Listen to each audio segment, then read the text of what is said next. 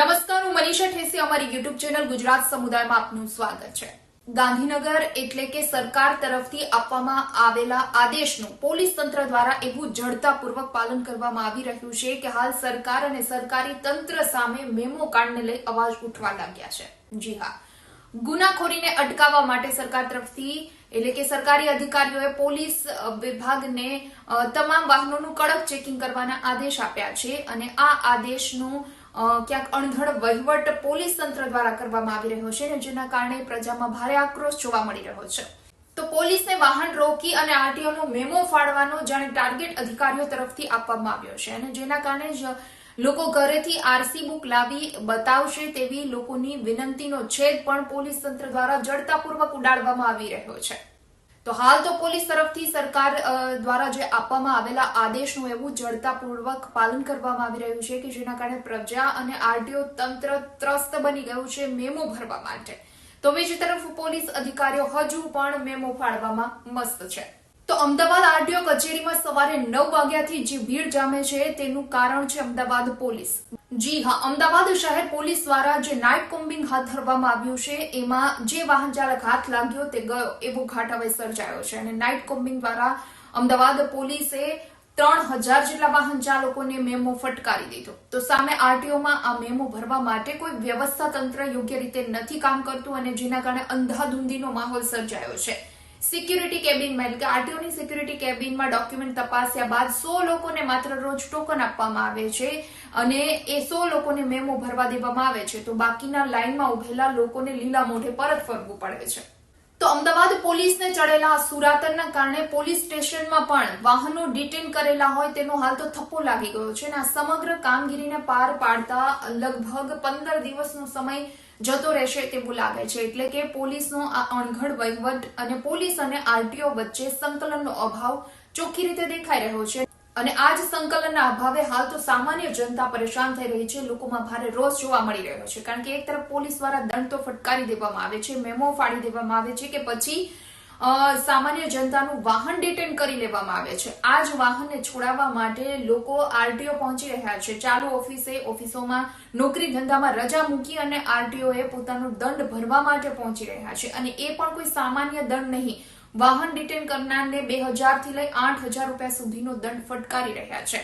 ત્યારે લોકો ત્યાં તો પહોંચી રહ્યા છે પરંતુ ત્યાં પણ કોઈ યોગ્ય વ્યવસ્થા તંત્ર નથી કે આટલા મોટી સંખ્યામાં લોકો જ્યાં મેમો ભરવા પહોંચી રહ્યા છે ત્યાં આરટીઓમાં પણ માત્ર 100 લોકોને ટોકન મળે છે. એટલે પ્રજા હાલ તો પરેશાન થઈ રહી છે પરંતુ હા, ઉપરથી આદેશ આપવામાં આવ્યા છે એટલે પોલીસ 2 દિવસથી આ આદેશનું જડતાપૂર્વક પાલન કરી રહી છે. પછી પ્રજાનું જે થવું હોય તે થાય.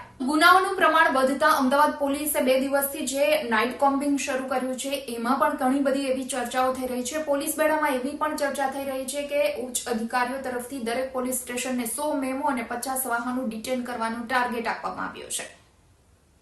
તો ઉચ્ચ અધિકારીઓ છે તે કડક રીતે વાહનોનું ચેકિંગ કરતા હોય તેવી રીલ્સ બનાવી અને ત્યારબાદ ઘરે આરામ ફરમાવી રહ્યા છે. બીજા પીઆઈ કક્ષાના જે અધિકારીઓ અને અન્ય પોલીસ કર્મીઓ છે તે નાઇટમાં કોમ્બિંગ કરે છે, વાહનોનું કડક ચેકિંગ કરે છે અને બીજા દિવસે 1 વાગ્યા સુધી પોલીસ સ્ટેશનમાં પીએસઓ અને 2-3 પોલીસ કર્મી સિવાય કોઈ જ ફરકતા નથી. એટલે અરજદારોને પણ ક્યાંક ધર્મના ધક્કા પોલીસ સ્ટેશન સુધી ખાવા પડે છે. સ્થિતિ હાલ ડામાડોળ થઈ ગઈ છે. આરટીઓમાં પણ એટલી મુશ્કેલી પડી રહી છે. આરટીઓના અન્ય કર્મચારીઓને માત્ર દંડ વસૂલવાની કામગીરીમાં જ લગાવી દેવામાં આવ્યા છે કારણ કે અમદાવાદના જે વસ્ત્રાલ આરટીઓ અને સુભાષ બ્રિજ વાળા આરટીઓમાં મોટા પ્રમાણમાં લાઈનો લાગી હતી અને એક દિવસમાં 18 થી 20 લાખ રૂપિયાની માત્ર મેમોની કમાણી થઈ છે. બીજી તરફ એવું પણ છે કે ઘણા બધા લોકોનું એવું કહેવું છે કે તે વ્યાજે પૈસા લઈ અને આ મેમો ભરવા માટે આવ્યા છે. તો એક વ્યક્તિનું એવું કહેવાનું થઈ રહ્યું હતું કે તેમના બાઇકની કિંમત એટલે એમનું જે જૂનું બાઇક છે તે બાઇકની કિંમત 18,000 રૂપિયા છે અને તેને 6,500 રૂપિયાનો મેમો ફાળવામાં આવ્યો છે.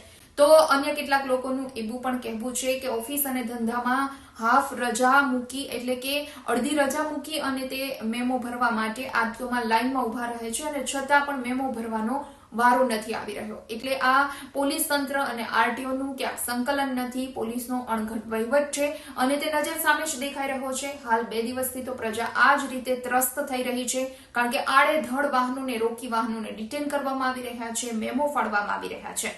એટલે એવું કહી શકાય કે ગુજરાતમાં વધેલી ગુનાખોરી સામે લગભગ નતમસ્તક એવી પોલીસ હવે નિર્દોષ વાહન ચાલકો પર સુરાપુરાની જેમ વર્તી રહી છે. વાહન ચાલકોના જે ડિજિટલ ડોક્યુમેન્ટ મોબાઈલમાં હોય છે, તે લાયસન્સ કે આરસી બુક, તે પણ ક્યાંક હવે ચલાવવામાં નથી આવી રહ્યા. આટલું કડક ચેકિંગ 2 દિવસથી પોલીસ દ્વારા કરવામાં આવી રહ્યું છે.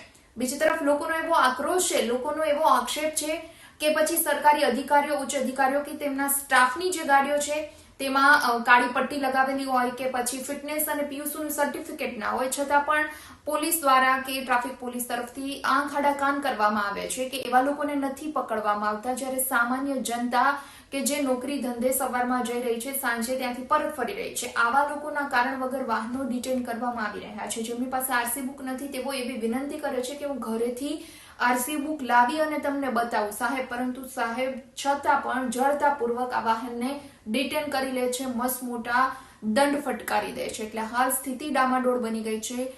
પ્રજા ત્રસ્ત છે, પરંતુ પોલીસ હજુ પણ કોમ્બિંગમાં અને વાહન ચેકિંગમાં, વાહન ડિટેન કરવામાં અને મેમો ફાડવામાં મસ્ત હોય તેવું લાગે છે. વિડીયો પસંદ આવ્યો હોય તો લાઈક એન્ડ શેર કરવાનું ભૂલશો નહીં અને ખાસ અમારી ચેનલ ગુજરાત સમુદાયને આપ સબસ્ક્રાઇબ કરી લેશો. આવતીકાલે કોઈ નવા ટોપિક પર ચર્ચા કરીએ.